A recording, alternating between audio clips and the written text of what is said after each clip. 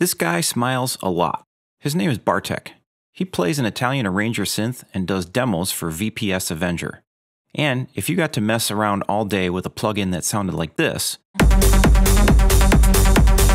then you might be smiling a lot too, because Avenger 2 is a lot of fun. Now we're getting somewhere.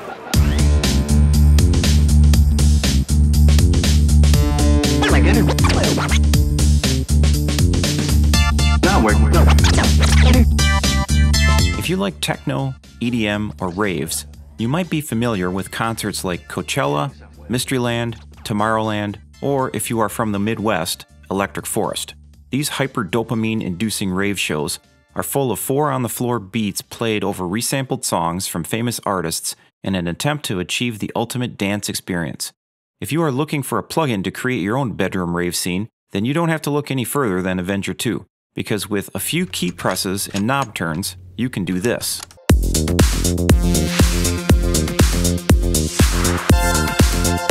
You don't even have to know any music theory to sound great, but if you can manage a basic 1-4-5 groove with a pentatonic scale, then you can do this.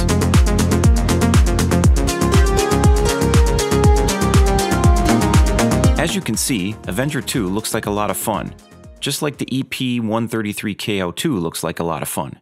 And it sounds great, pretty much production ready right out of the box. Also kind of like the KO2. There is also a decent amount of hype, it's packed with features at a decent price point, and it's not as powerful as several other synth VSTs on the market. The hype is not without merit, but I'm also hearing quite a bit of hyperbolic language in the reviews and descriptions of Avenger 2 that I think goes too far, describing Avenger as a desert island or be-all end-all synth. If I'm being honest, I don't think it's quite to that point, and it would probably come in somewhere around 4th on my favorite synths of all time list, which is actually pretty darn good considering that I've only been using it for about 3 days. Dude, you're already one of the greatest bass players of all time. And that number could potentially change the more I use it. I can see why a lot of people would choose this as their favorite plugin, especially if all you want to do is create techno rave beats all day long, because honestly, I can't think of another plugin out there that could beat Avenger 2 in that department. But, like my KO2 comparison, Avenger has its limitations. In terms of effects and arpeggiators and programming, it can't match the likes of Falcon or Contact. Both have been around a lot longer than Avenger, although the cost between the three is roughly in the same ballpark. I might do a deep dive on Avenger versus Falcon if this video gets a lot of views, but to start, I thought I would try to demonstrate why you might or might not want to pick this up. First off, like the KO2, you might want to pick this up just for the fun aspect. If you don't want to spend time programming a ton of different things and just make music, then this scratches that itch really well.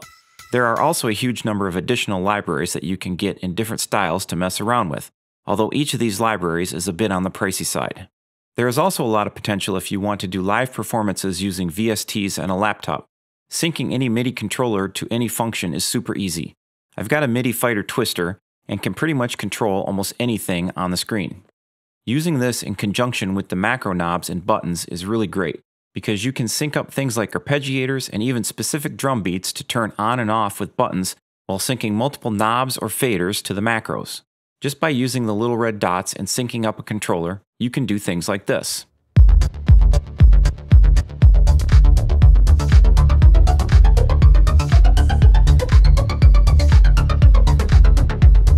It's great to see companies like Vengeance Sound creating products where product usability and the fun factor are near the very top of the design criteria list, because Avenger 2 definitely works in that department.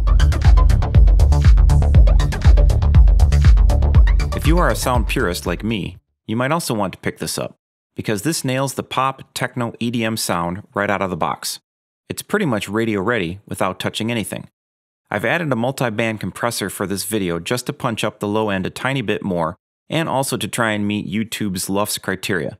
But if you don't want to mess around with dialing in every detail, you don't have to. The effects are a large part of this, and I would say that some of these are right up there with a few of the really solid third-party effect makers. The reverbs especially are my favorite, with some really great sounding options. Here are a couple of examples.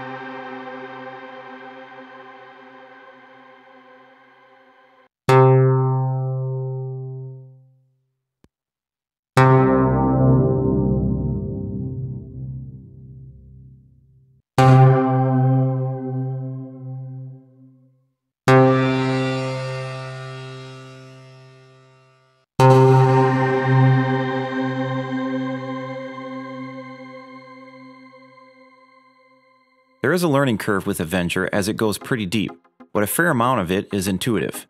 A couple of really nice key features are the oscillator routing window and this center ARP and mixing window.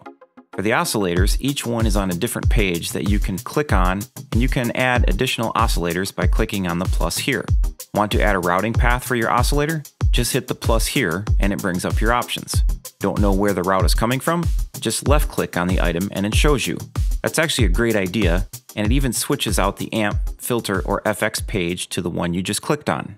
A lot of the presets are set up with ARPs across the entire key range, which means you are mostly limited to left-hand playing, and quite a few of them don't include the cool drum tracks that you see on Bartek's videos.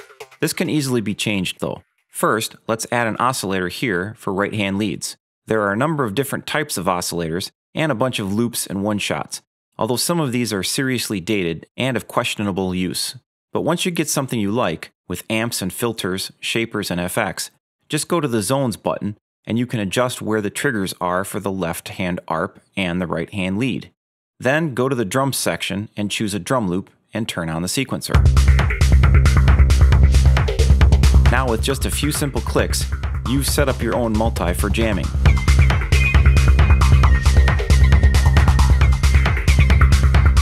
A couple of really cool features are the ability to just click on a drum kit or sequence and have them change instantly.